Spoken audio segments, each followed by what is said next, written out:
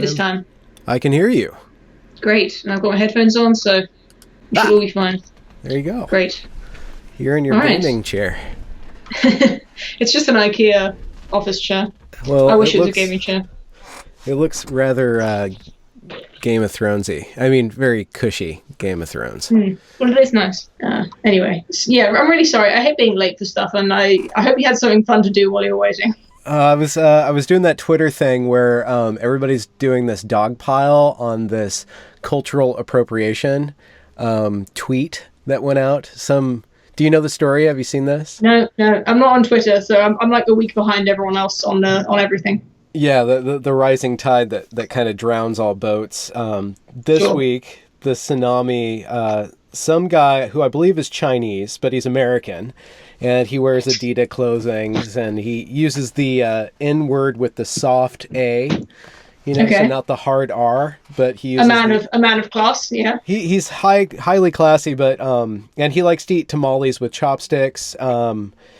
Anyways, so he's like this multicultural guy, but then he saw that this high school girl wore a Chinese dress to prom, and it turns out that this Chinese dress was a westernization of a Chinese fashion, so it's kind of like it's already a Creole fashion. But he's like, my culture is not your prom dress, not prom dress.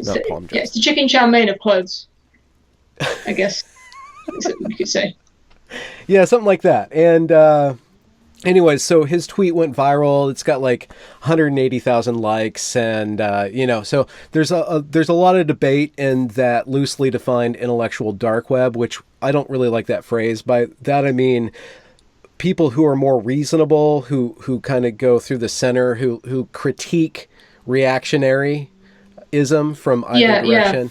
Yeah. I called it. I think that's what I called anti-sjw in my video about internet communities. I love that. I don't know if you saw that, but yeah. Oh, you like it? Okay. Yeah, I just call it all anti-sjw, but I know that's not exactly accurate, but that's what some of them call themselves. It's like the whole point of the video was that names are really tricky because not everyone in that group calls themselves that, and people outside the group call them something else, so it's kind of hard to decide on what to call things. But what was your name for it? Reactionary or anti-reactionary? Well, I think it's anti-antiness, which is what I think great. Of. It's like it's the only way to actually have like a stable ground, because everybody's being so for and against things that causes. I don't know if you read Jonathan Haidt's book, The Righteous Mind. People keep telling me to read it, but I haven't read it yet. Yeah, and this is why I watch you. This is why I contacted you, because even when you're critiquing things, you're not against it. You're just you're grappling with things, and I think that's what's really necessary for us to. Yeah, I thought exactly the same thing about you actually. Like the whole anti-antiness is definitely it seems like your videos as well are sort of just trying to figure out what's going on. Yeah, and look, because if once you muddied the waters when you're too passionate. So you can't really see what's going on underneath it, and then when you're caught up in any sort of for or against emotion, you can't. You make the blind spot of what's actually going on in your reaction even greater, the stronger you go towards something. So, okay. I saw one of your videos where you kind of stirred up some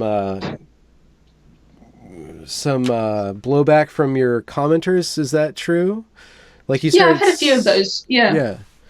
Have you kind of mapped out where your audience is in those different Venn diagrams, and do you run up against a bubble here and there? And yeah, definitely. Like? I think Alfsvoid, who I know you've talked to previously, who I'm sort of in touch with, I think she's had a similar problem to me, where some of her videos have attracted a men's rights activist, sort of anti-feminist audience, and just from the kind of videos that I've made in the past and the kind of thing Alfsvoid said in the past, you get an audience of that sort of people, and then you start getting interested in these topics like men's rights movement, and then when you start being critical of it, a lot of your fan base who is the men's rights movement, understandably, are likely to defend themselves, as they have a right to do, because when you criticize someone, it's right to they should be allowed to defend themselves from the criticism and point out where I've gone wrong. So it's true that I have got a lot of blowback, but it's not really. I don't really see it as a problem. It's just it's interesting that I'm glad that I'm stirring up a conversation. Really, there's been no real nastiness as a consequence. It's just discussion, and sometimes it is very passionate discussion, but there's no. I don't really see that much nastiness coming my way, if that makes sense. So I don't regret it. Mm-hmm. And what prompted you to start doing YouTube? When I first saw you, it was about the James Damore issue. You did one just prior to that. I think it's the reason. I think everyone started feeling that way about, sort of last year. I think it all started after Trump was elected. And it felt like the world was just spiraling into insanity. And the first video I made was about punching Nazis, and that was a response to people who I thought were actually previously had thought was very smart and reasonable, started talking about how it was appropriate and encouraged to punch Nazis, which is a sentiment that offends me. It offends me and my values. So and then also that was at the same time as the James Damore. So I thought, okay, well, maybe I should be making a channel. And what would I say if I had to have a channel? It wasn't like I must make a video about this. I was thinking like all of this insanity is going on and I'm trying to figure it out. So I just made videos sort of in a random order. And it just so happened that the first one about punching Nazis sort of came to mind first.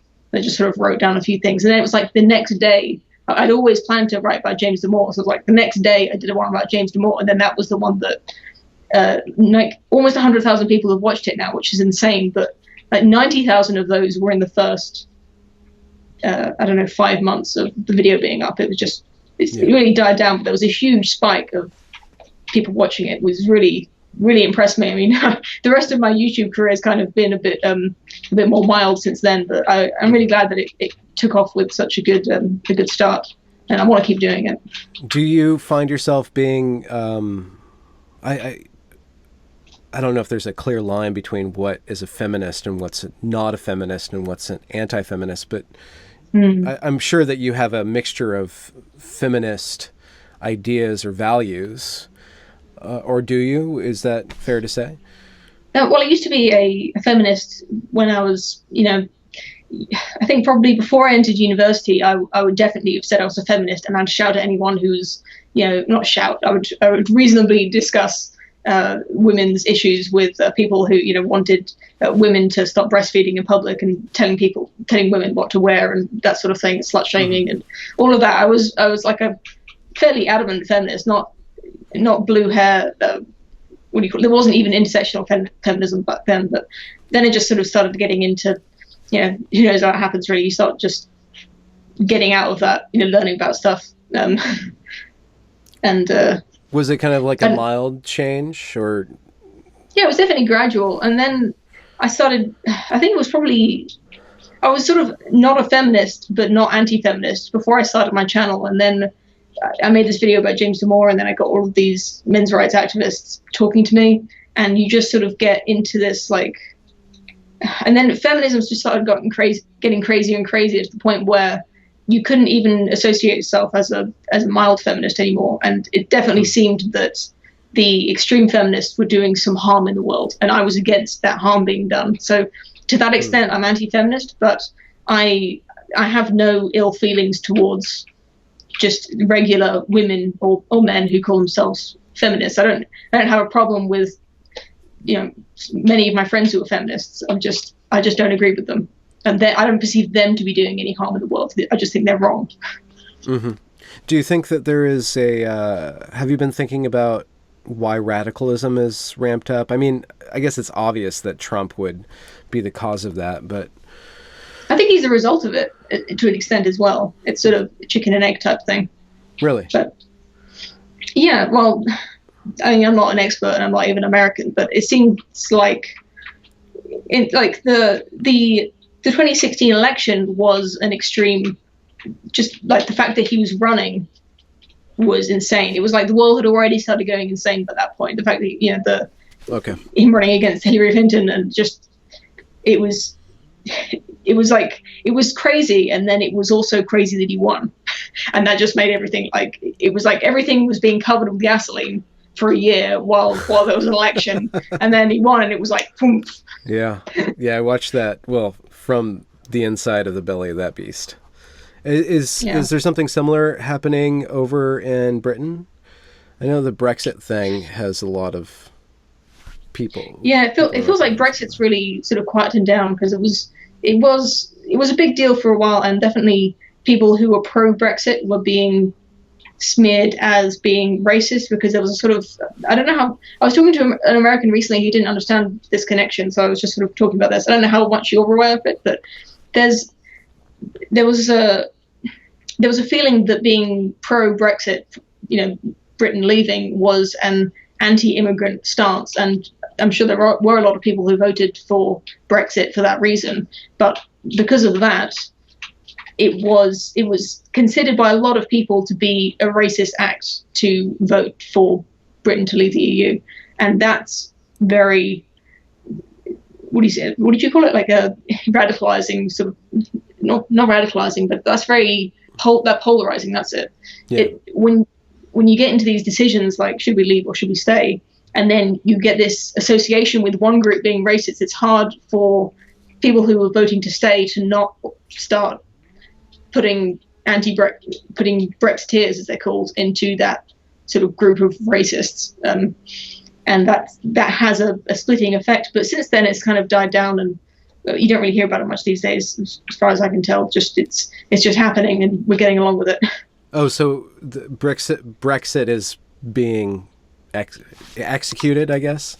Yeah, they're negotiating at the moment. Well, they finished negotiating, but they triggered Article 50, which was now I'm really going to sound like an idiot, but Article 50 was the clause of the Brexit arrangement that meant that we could get out in 2 years. So it meant that once you triggered that, you were leaving in 2 years, and I think that was in 2015. No, not 2015. Otherwise, we would have left. The vote was in 2016, and so I think we're going to be leaving this year or next year. October next year. October next year. I'm hearing from the help in the room. Your off-camera fact checker. Yeah. What people don't know about the Poe the Person YouTube channel is that I'm just reading off an auto cue. Well, what you were saying about the association of, and the same thing happened with Trump. Like if you were for Trump, then you were for everything bad. Like you were a racist and a sexist. Yeah. And that obscured any other reason for why you would vote this one way or another way, right? So it's distilled down to a yes or a no.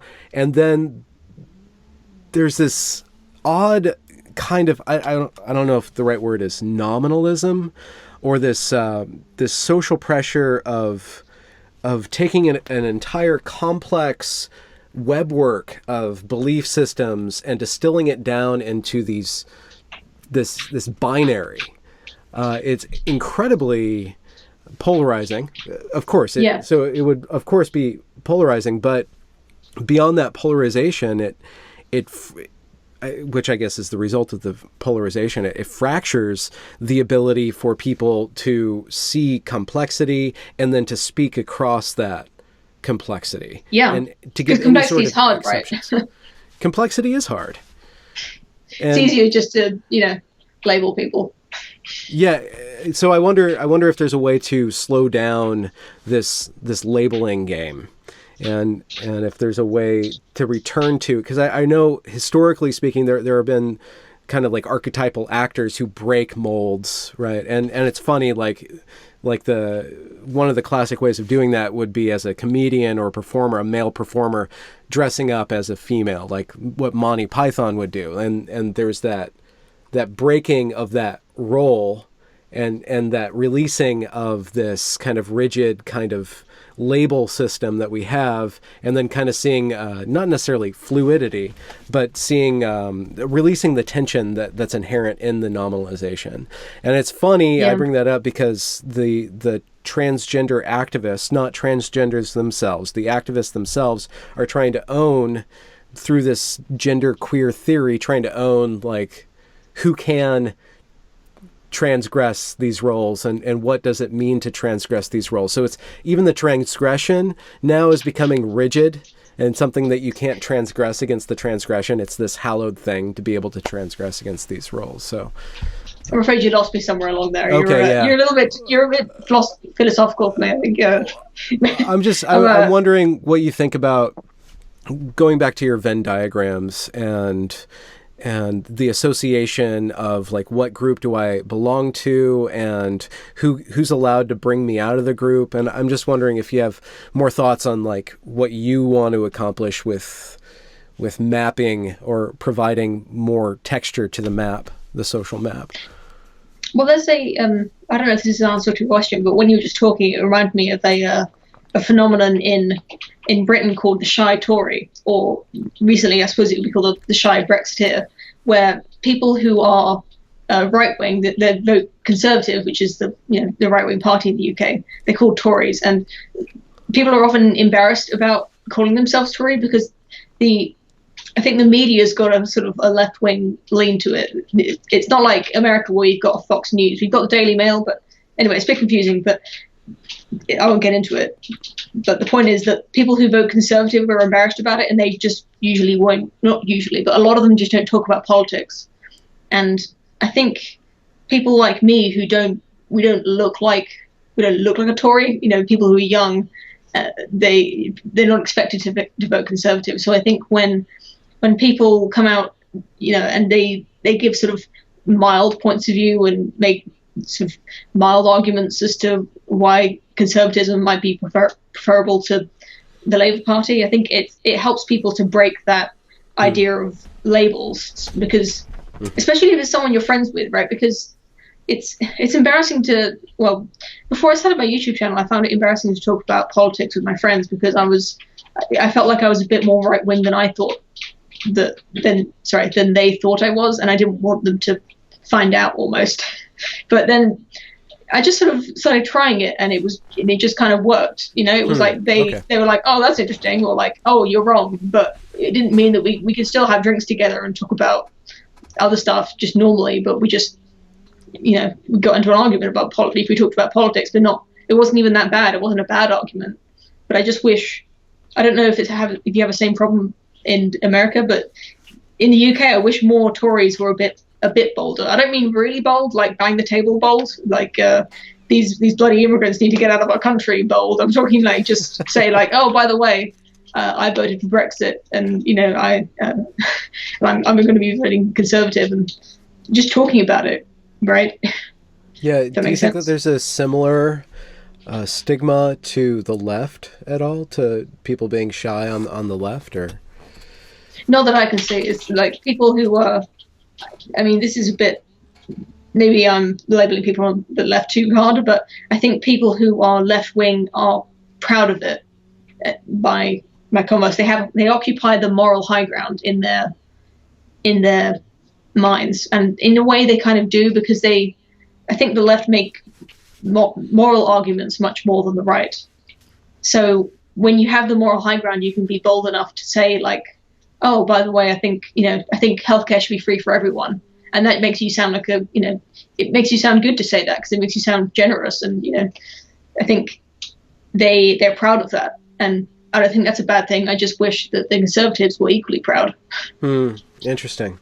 One of the criticisms of healthcare for all, or the people who are championing healthcare for all, is that they're kind of like, I want to take money from the rich. So it's like, I want to use other people's money to do this. So it's kind of like this, I'm being really nice with other people's money. Yeah. And the same thing. Sorry, go on. Oh, and I was just seeing the same thing with regards to the same people being a part of this offendedness culture, where I'm offended on behalf of the poor people. Yeah. And so it's like they're really morally high, but it's vacuous because they're high for other people. So maybe it's I get what you mean. Yeah, it's that foreignness that allows them to seem so high, but not actually have to follow through on it. Yeah, they don't have to live with the consequences of their actions, so they can champion transgender rights and say, try and pass these laws and scream oppression all the time, but they don't have to live as the trans person who has to be labeled as that because of them, and they don't have to be the rich giving up 50% of their wages for the NHS. But I think it's not even as complicated as that, I don't think, because what I see a lot on the left is that there's not even an acknowledgement that the government money is tax money, and that seems really stupid. And I don't mean that they literally don't know that it's tax money, but they won't call it taxes. They'll call it a government investment. They'll say we're investing in the NHS. They won't say we're spending tax dollars. Why did I say dollars? I watch way too much political commentary by Americans, but yeah, we're spending tax money on the NHS. They won't say that it's government investment. And then if it's defense spending, we're spending taxpayer money on X, Y, and Z, and then they're happy to call it tax money then. Yeah, it's the language games. Yeah. I don't think they're even doing it on purpose, though. I think that's literally how they think about it, because it's not an intentional. You know what they say about attributing to malice what can be attributed to ignorance? I think I often go out of my way, sometimes to a ridiculous extent, to not attribute things to malice, but I think they really do think of it that way. It's not an exaggeration to say that they have two different ways of thinking about government spending, and they'll think about whichever way makes it more comfortable to comprehend. Yeah, which is what people do, I think, not just the left. I think not just the left, and in America, you could say that everybody's playing those language games. The Bush administration was famous for renaming things, or I mean, not even the Bush administration, just the U.S. government calling something collateral damage is one of the big. When a school gets bombed, you call that collateral damage. You don't say civilian murders by the police force. So I think it's just an age-old tradition for us to find to rephrase the facts to suit to keep us above our own moral compass. But I don't think in that example, I don't think civilian murders is any. I don't think that's more accurate. They're two different ways of saying the same thing, but they're not. I don't think one is more accurate than the other. They're both rhetorical devices for saying the same thing. I mean, death. I mean, it's when you're talking about. I don't know what I'm getting at here, but you can say that one thing is the renaming of the other, but you can also just say the opposite, if that makes sense. You could just say, oh, they're calling it civilian murders when really it was just an accidental, collateral damage. It's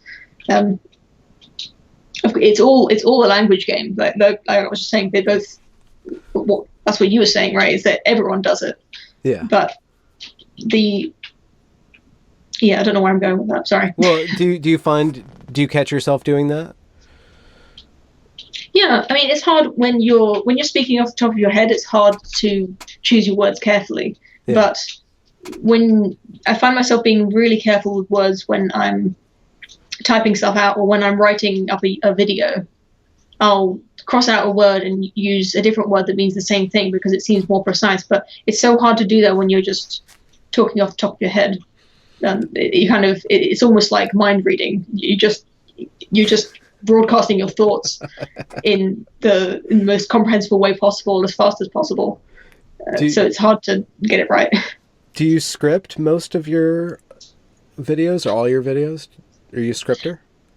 No, I write bullet points. I've tried writing a script and I literally can't do it. I can't read it. I can write it really. I write a really nice script, but when I come to read it, it doesn't work. Actually, no, I did make one scripted video about video games. But even that, I really didn't like the way that my manner changed when I had to enforce the modulation of my voice.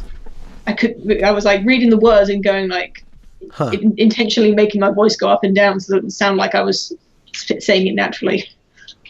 Yeah, it's scary to just hit the road running, but it's much more direct. And I think that YouTube viewers, the YouTube audience, has a is more generous with allowing people to, just kind of go with it, and it kind of gives a more direct connection to whoever's watching the videos. Like, oh, you can feel when somebody's working in real time these issues, and then the cool thing about the more comments than generous, is that, I think.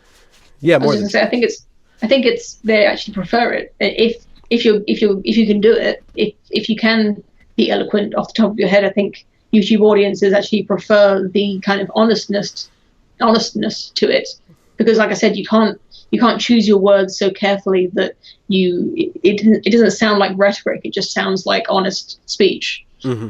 I think. I wonder if the game changes when you get up to, once you start getting super popular. I wonder if people, I'm sure that people get harder and harder or more critical of you as you kind of gain prominence in the arena. Maybe. I feel that I need to get better gradually, but keep on getting better and a little bit more direct. And even though, and that's the cool thing about editing too, not doing it live, I can go back and cut out the word that I said wrong, but I'll always miss something, Well, PewDiePie doesn't script his videos, and he's doing okay. I think that guy will go far. You just did a video on PewDiePie, right? Yeah, which is the Venn diagram. The Venn diagram one, yeah. Yeah, I suppose it was a bit cheeky putting PewDiePie in the title, because it is a bit of a clickbait sort of maneuver to, mentioning PewDiePie is like just asking for likes. So I felt a little bit bad about it, but I really enjoy PewDiePie, and I wanted to talk about him a little bit and his audience. So I felt like it was justified. Do you have a roadmap of where you want to go, or are you just kind of making up as you go along, or? It sounds, it may sound a bit, what do you call it, like megalomaniac, is that the right word? I'd really like to be a big channel, but I also don't want to put any more time into it than I have been already. But I'd like to slowly just get bigger and bigger without changing too much, just getting better at thinking and talking and maybe editing. But I don't want to become a different kind of channel to get more popular. I want to be me, and I want to keep going up. And it's been going great. I don't want to, if it could accelerate a bit, that would be great, but I'm happy with the amount of growth that I'm getting so far. And what about the content? Like, do you have like ideas that you kind of want to carve out, like a worldview, or like, is there any sort of thematic or systematic kind of approach that you're taking to thinking about the future and what you want to produce or provide? Yeah, I think I want to avoid becoming I want to avoid becoming describable, if it makes sense. I don't want to become a label where they go, oh, she's an anti-feminist channel. She's an anti-SJW channel. I just want to be like, this is it. Like, I'm sure, if I do get popular, people will probably start calling me alt-right, like a Sargon on a cart. They'll call me like I don't know, something bad. But I'm talking about like accurate descriptions. I don't want to be a men's rights activist channel or anything like that. I just want to be like me. And I think that's because I don't think there's enough of that on YouTube. Really, it's sort of, once you get an audience, it's easy to play to the audience and just do what they want you to do, especially if you're making a living from it. That's why I want to stay having my career, because I really like being an engineer, but also just making whatever I think is important at the time. Yeah. Just saying what needs to be said and not pandering. Although I'm not, maybe that sounds a bit too judgy, but there are some really good channels, like, Seanhead is an anti-feminist channel, but I really like Seanhead's channel and her videos, but she's kind of like a comedy channel. That's just not what I want to be. So I've just got a dialogue box. Important updates. Uh-oh. It's fine. I'm just, okay. No, remind me later. Okay. Always later. 4 hours, just please. When I'm sleeping. No. I wish it would. So we touched on your switch from being kind of, you didn't say authoritarian, but kind of a adamant feminist and the change that you made with that. You typed to me earlier today about being a Christian and moving from being in the Christian realm to growing out of it. Would you like to talk about that? Yeah, I don't know how interesting it is, but I went to church like every Sunday until I was 13, and I was in the choir. Like I really liked going to church. I mean, no, I didn't really like getting up on Sunday morning, but I liked the community, and I liked singing in the choir. But I just lost the belief. I lost my belief in the religion and in God. So it stopped feeling like the right thing to continue going, but it wasn't a conscious decision I made, and I still really liked all of my Christian family and friends, but I couldn't keep going to church, because it was a Church of England church where you have to say things. I don't know what kind of church you went to, but when you repeat the mantras and they everyone says it together, and it's quite a nice feeling to saying something in a group like that. But I felt like I was lying, and weirdly enough, because I've been raised to hate lying by Christians, I couldn't continue going to church when it felt like I was lying by speaking aloud the things that I didn't believe. I felt like I was doing something wrong, so I didn't want to keep going. But what about you? Because the reason I brought it up is because you said something similar. Yeah, my father was a pastor. I guess he's still a chaplain now. So I was always very involved in the church. And when I was, I think the same thing happened to me as you described, but when I was older, I was 18 or 19. It wasn't that I was lying, that I couldn't say anymore. I looked around and I felt everybody else was lying. And that really pissed me off. It's like, this is a hollow thing that we're all doing. You guys don't believe in this thing. You're talking about the power of God, but nobody feels it, And that might have something to do with my evangelical roots, which is kind of I think that's an American phenomena, like the very evangelical, very expressive, speaking in tongues and, the Quakers and the Shaker Church. I don't know if that necessarily got big in England or not. I don't know about that, but it was pretty big. I'm definitely aware of it, but I haven't. I don't think it really caught on here. Just kind of what we were talking about earlier about English people like to be kind of reserved. Yeah. That speaking in tongues thing. I mean, there was someone at my dad's church who once spoke in tongues. It was like people knew about it, but for that to ever happen in a service in our church, that would just be embarrassing for everyone, I think. Yeah. But I think I would have felt the same thing even if the church I was going to at that point was evangelical and everybody was being very passionate. I still would have felt, and I think it had to do with like this adult onset cynicism or something like that, where I just got I felt very disconnected. I just started feeling very disconnected from community, period. And so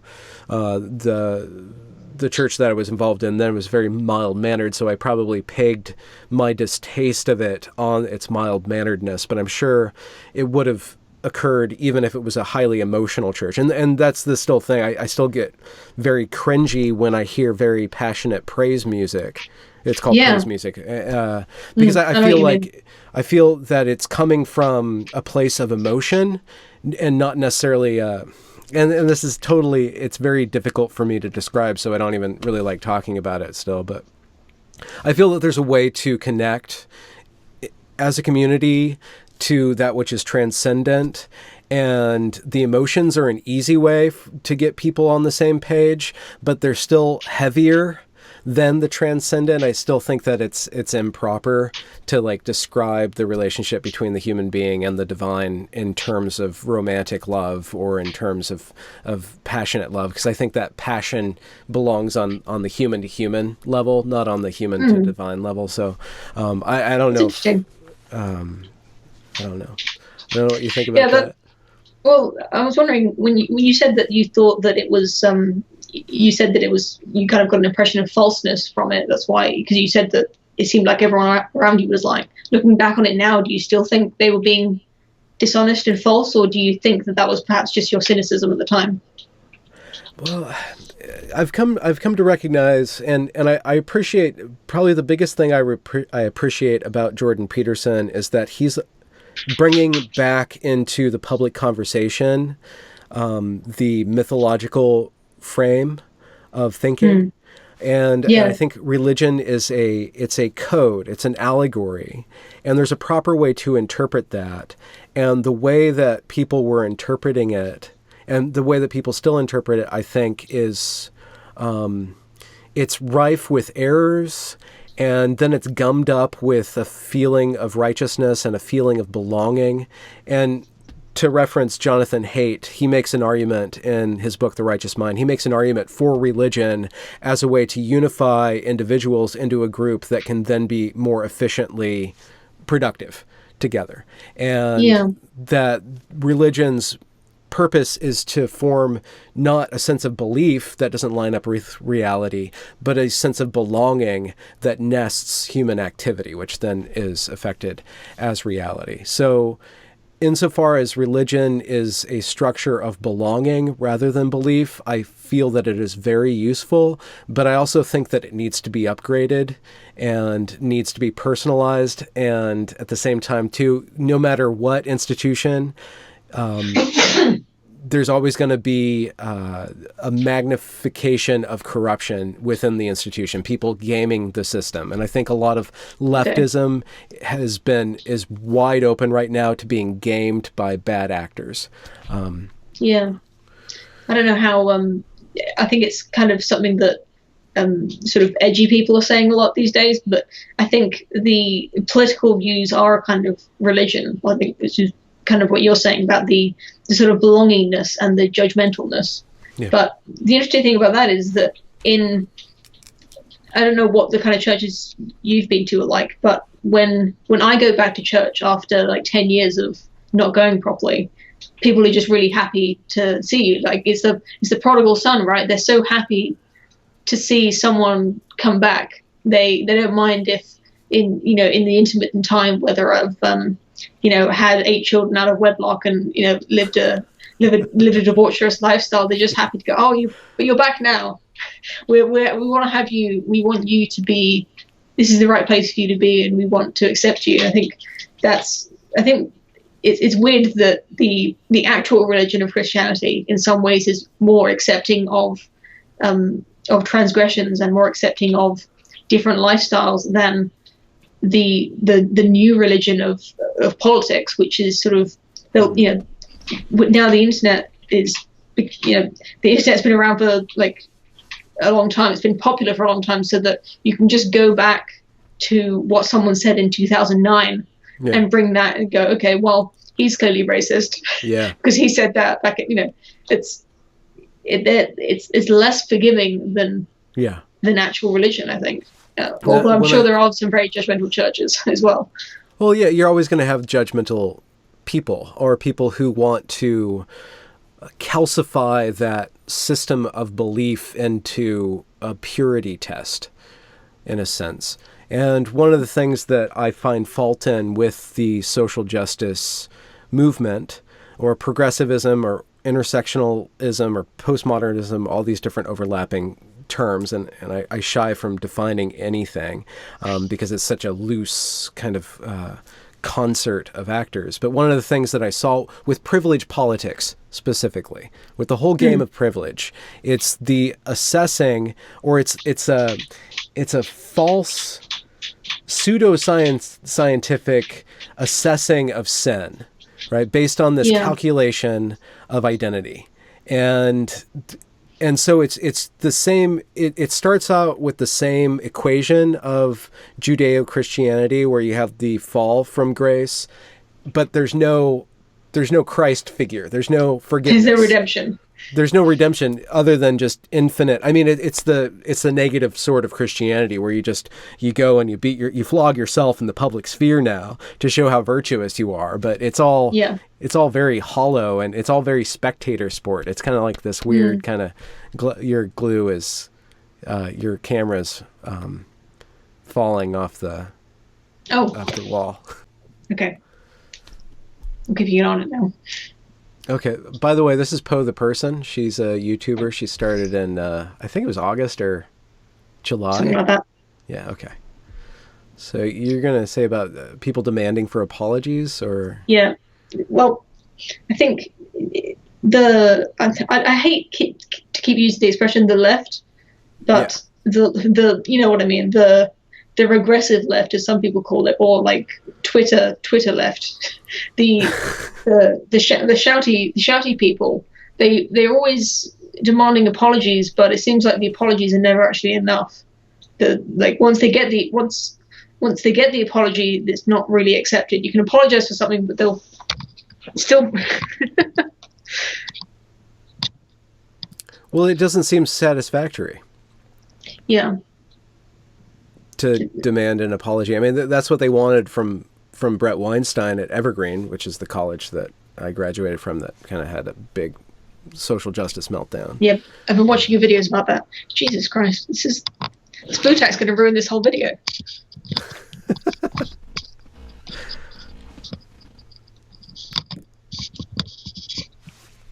This is very, as an engineer, this is very irritating for me. I cannot even an engineer solution. Why don't you have some duct tape? You just have it like taped to the wall. Yeah. I don't want to rip the paint off my wall. Okay, yeah. Well, put the blue tack down and then the duct tape on the blue tack. Blue tack would just come off. Okay. Yeah. Yeah, I was watching your videos about Evergreen, and I think I couldn't really figure out why there was so many that I was trying to find like the first one where you actually explained what happened, because all of them were like references to like things that were reactions to other things that, to the protest for this thing. And it was only when I saw your interview with Brett Weinstein, I'm like, oh, that's what happened.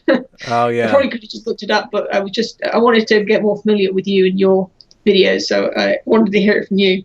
But so you're actually from that university, which I guess is why you were so interested in the topic. Well, yeah, I watched the ideology be taught and espoused and then thoroughly believed in by probably no more than 10% of the college acted out this protest, but they took over the whole thing. This ideology, once it reached that certain tipping point, it became the dominant force on the entire campus.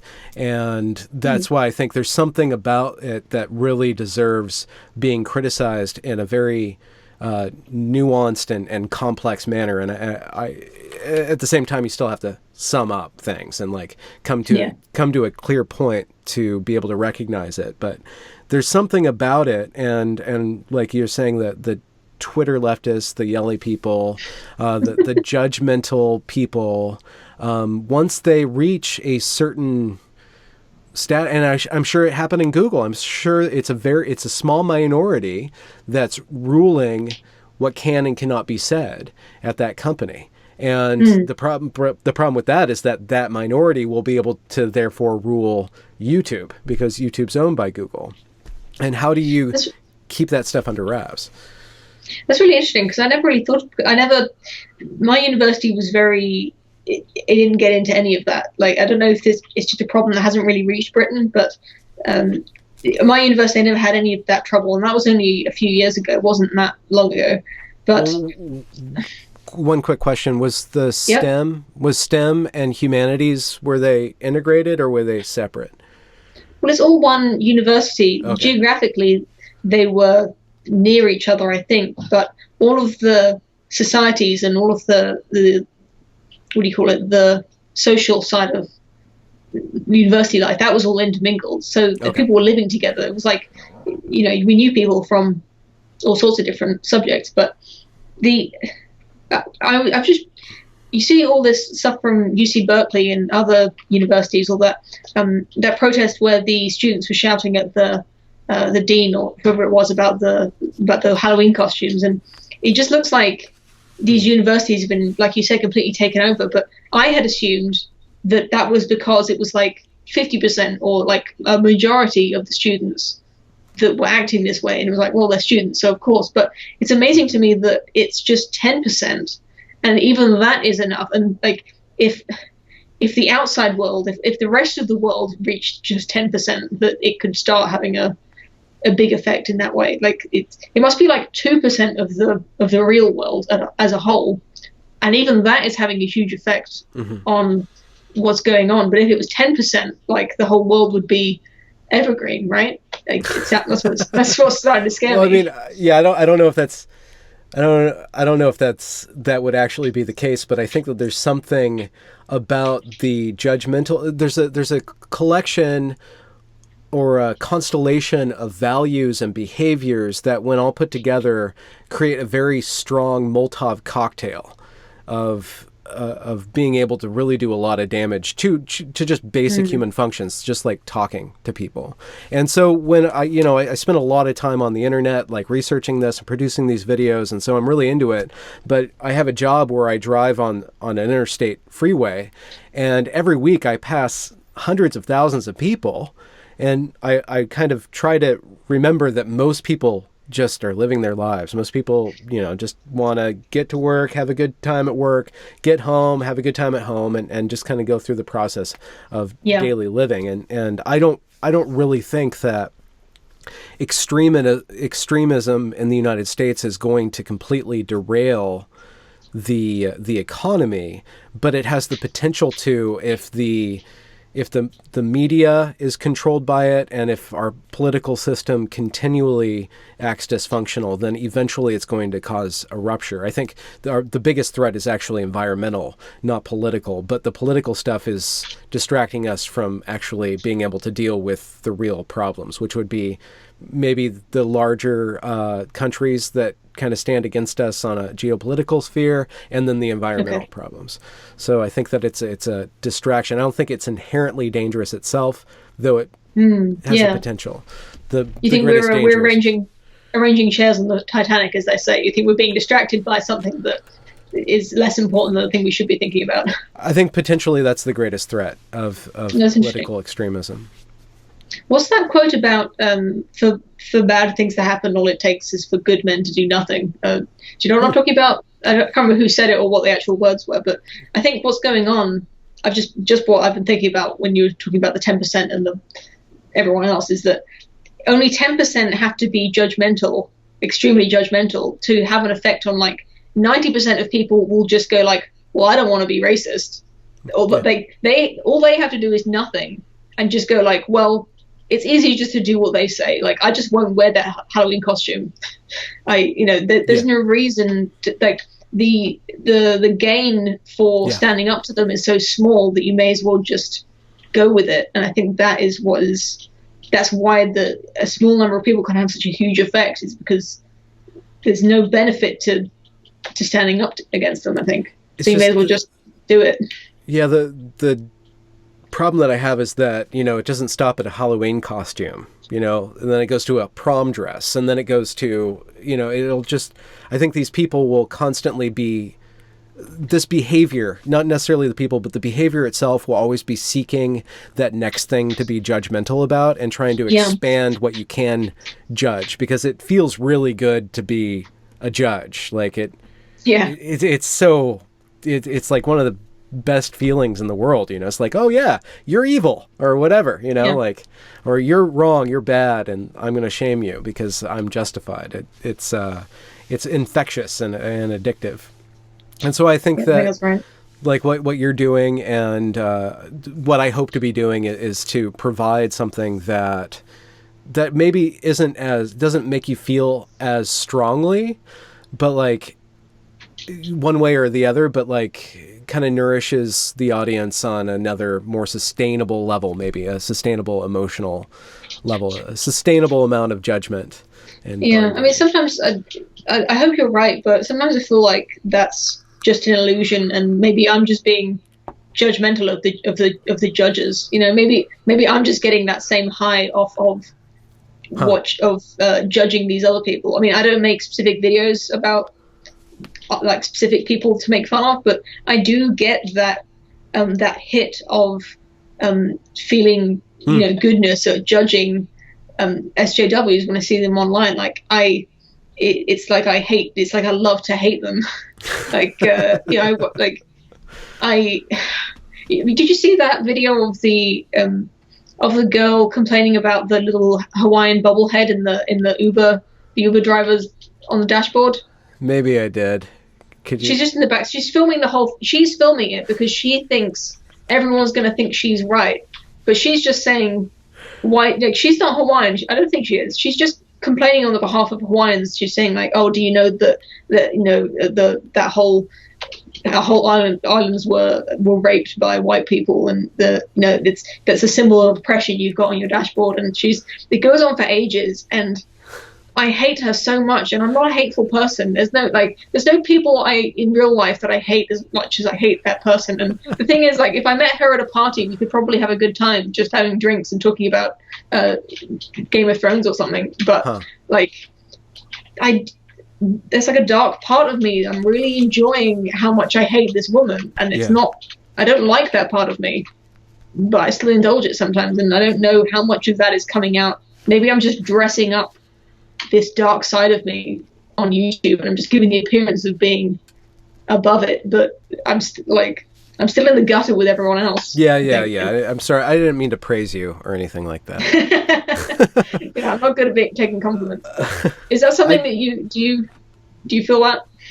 While you were talking, I do, and I need to be constantly aware of it, and I sometimes I'm better and sometimes I'm not as good at keeping on top of that. But what you were talking about the difference between being in the room with this person and having drinks and getting along or figuring out a way to get along versus that video of that person. Like, there's something that happens when there's an abstraction that happens with video and audio, all this multimedia stuff that causes it to be an object that we can then vilify, and that because it's not tied directly to that person, it's a video of that person, like that slight removal from real time to recording of something past allows us to really get off on it. And it might even be similar to why pornography can be so addictive, because it's abstracted from a real relationship that has all these contingencies and messiness and not to mention the smell of all that sex, but because it's an object, maybe that abstraction allows like an over like a hyper emotion or like a hyperinflation of the dopamine or whatever psychological chemical processes are going. And I was just thinking, I mean, all fiction is like that, right? It's like all not fiction, just pornography, but just enjoying watching,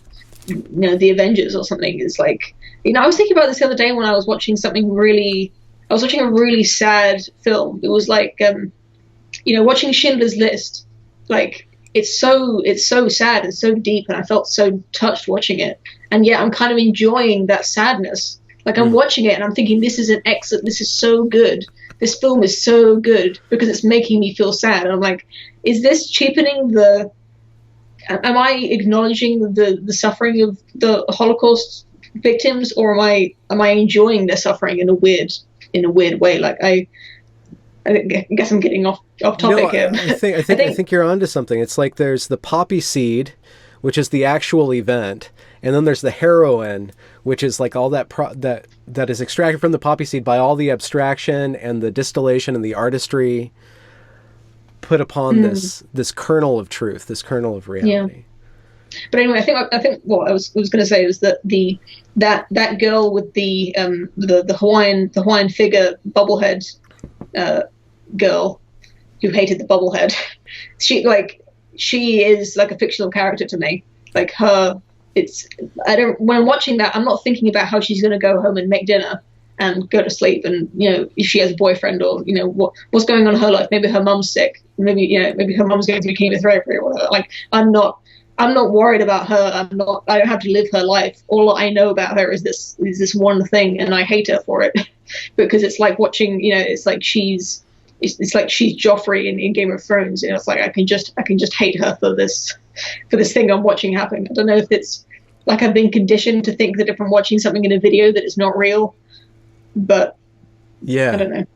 Yeah. Just going completely off topic. I was so pleased when I was watching your chat with Alsvoid, the last thing you did, and you mentioned me in my video, and it was like someone on TV had said my name. It was like someone, but it wasn't like you were just saying like, oh yeah, I know her. It was like you were talking about something I said, and it was like, I really felt like I was watching TV. It was bizarre. I was like, I came out of myself. I'm like, you're talking about me. Like this is a real thing. Like I'm not watching entertainment. I'm like, in a way, I'm like interacting with these people. I don't know. Yeah, you've launched yourself unwittingly or wittingly into the realm of the fictions, right? You yourself, you're an icon now. You're an object now. Well, yeah. To everyone who watches me, I'm that Hawaiian bobblehead girl. Except they probably not many of them feel hatred for me, but some do, right?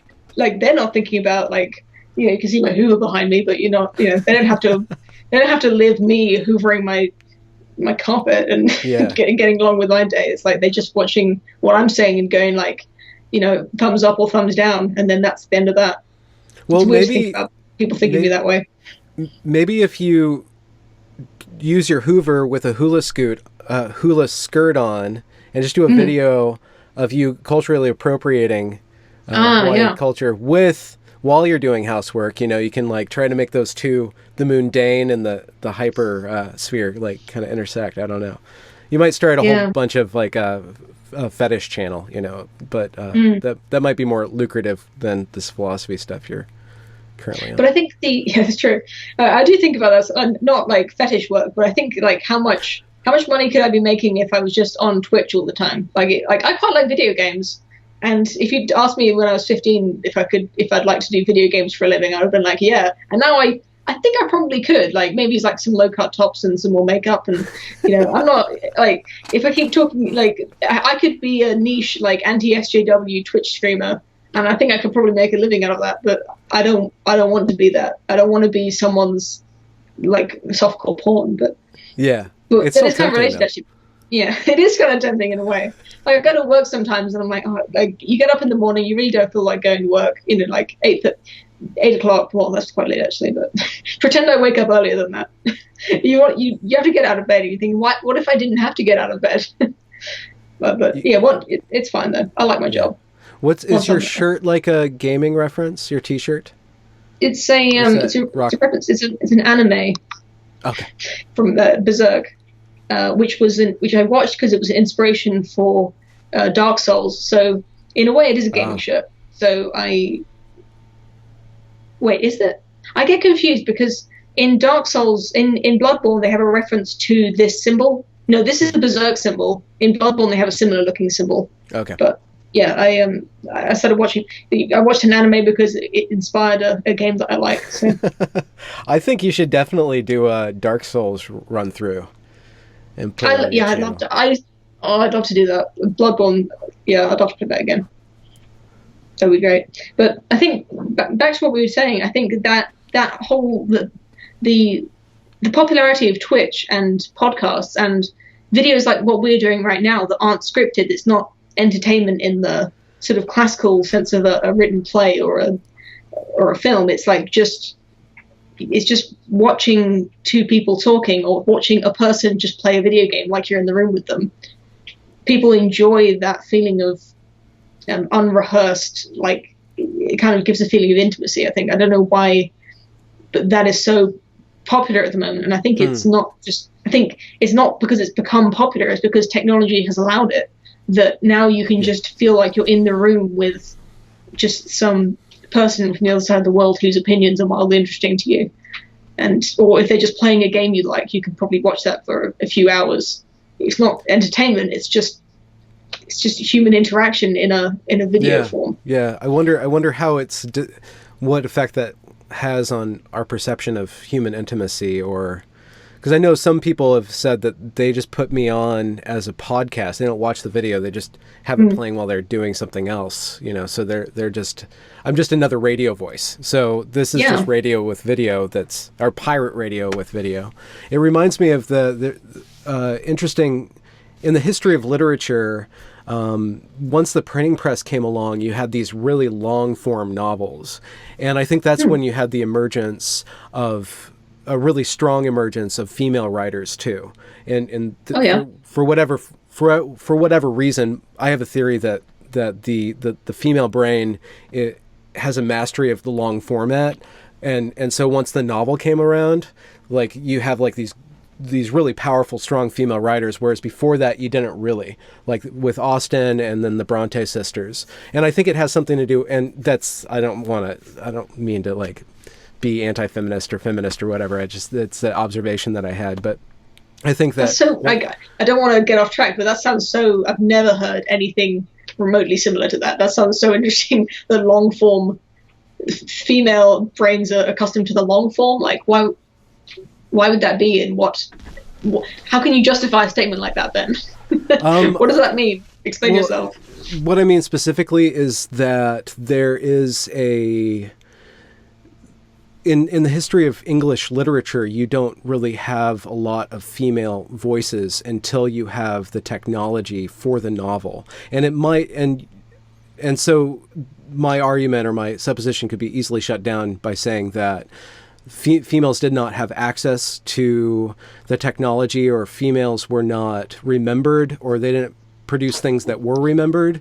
But I just, from my own experience, is that the female art form has always been passed on as an oral art form, or female knowledge wasn't really heavily encoded because it was propagated by females through domestic relationships, and so there was a lot more free form talking. It wasn't very rigid. It wasn't standardized. And then once you have the technology to encode that form of communication with the printing press, that's kind of like where my defense of that theory would come in, is that you finally have a technology that has the capacity to convey that doesn't need to be memorized. Like the forms before that are more they're more poetic, and they're memorized, and then they're promulgated by bards and like through professional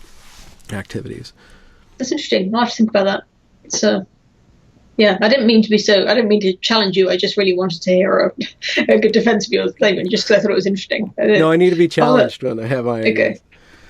But I was but I want to tie that in. There was a big switch with in English literature. It happened first in England. You can say that also with Dumas, and I want to say Spain, but I don't want to be wrong, but Alexander Dumas, with the guy who wrote Don Quixote. That's the first novel, or in another way of thinking, Daniel Defoe is the first novel. Robinson Crusoe by Daniel Defoe is the first novel. But that technology of the printing press gave way to this huge upset in what was considered fine art and common art. And the same thing I think is happening with YouTube. It's like there's no longer those gatekeepers with video anymore. So there's this huge proliferation of longer form communication. I always think about how I think it was like Aristotle or some ancient personality saying that the written language and written down stories were the ruining of good storytelling and the oral tradition. And they're the older generation shaking their stick at the younger generation, going, "Oh, these young generation, they always write down the epic poems. Like, why don't you remember the epic poems?" I always think about that whenever I hear people at work who are a bit older than me. They don't know I'm on YouTube. They complain all the time about their kids are watching YouTube instead of TV. My parents always complain about me watching TV. And these people are going like, why don't they watch something? Well, they're just watching someone play video games. Like, well, and then your parents were criticized by their parents for listening to radio, and then it just goes back and back and back and back and back and back. So I wonder what Yeah. we'll be complaining about next generation. I mean, I'm complaining about the kids these days and their freaking protests and stuff. So Yeah. I'm already on that bandwagon. Yeah. Kids these days, no matter what these days is, the kids these days have always got something. They're always wrong. They're upsetting. They're upsetting the natural order of things. I swear to God. Yeah. True. I do wonder about what is this generation that we're complaining about? What are they right about? Because history is written by the victors or whatever, and I'm sure a lot of it's just going to get washed away to history or whatever, like the cultural appropriation. I don't think that's a keeper. I don't think that's going to be around 100 years from now. But right, some of it's got to be it's got to stick around. Some of this stuff they're saying, they're going to be the adults. They're going to be members of parliament in like 40 years. So what is the part of their culture that's going to be passed on to the next generation that they're going to, well, do you think, what is their legacy? Yeah, do you think that legacy, do you think that a good project would be to take a good hard look at social justice, etc., and find the ideas that could survive or could lend to the survival of a better culture?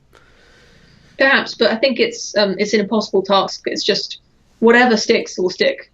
Whatever's well, I hope it'll be the best thing. But to try and predict it is just, I think it's more or less a pointless endeavor. Like, it's not only would I wouldn't relish the opportunity to do that, but also I don't think I or anyone else, even with the maximum scrutiny, would be able to identify. Like, the future is just a crazy place, right? You couldn't see Twitch coming 10 years ago. You couldn't predict the rise of that. It's just, well, somebody at some point is going to identify the core tenets, or maybe instead of predict, maybe there's a way to participate in which ideas do go forward and which ideas do stop. And I think that's the function of the critic. The social critic say, no, that one's not going, and this is why it's not going to work. Yeah, but this well, they one can over try. here, But yeah. there's like 100 critics, and like, I don't know, 50 of them are saying yes, 50 of them saying no, and it's like it's a conversation going on forever. And that's when it's not all bad. The fact that we've got something to talk about and complain about. Even if I'm wrong, I feel like I'm contributing to the conversation, right? Because it gets tested in the fire of public discourse. So the fact that I'm testing these ideas, even if I'm wrong about everything and I'm going to be labeled a bigot in 20 years, I still feel like I've done a service by just participating in the conversation and forcing other people to steal their concepts more effectively against the likes of me. Bigot in 20 years. That should be your tagline. Yeah, I'm not big on taglines, but I'll think about it.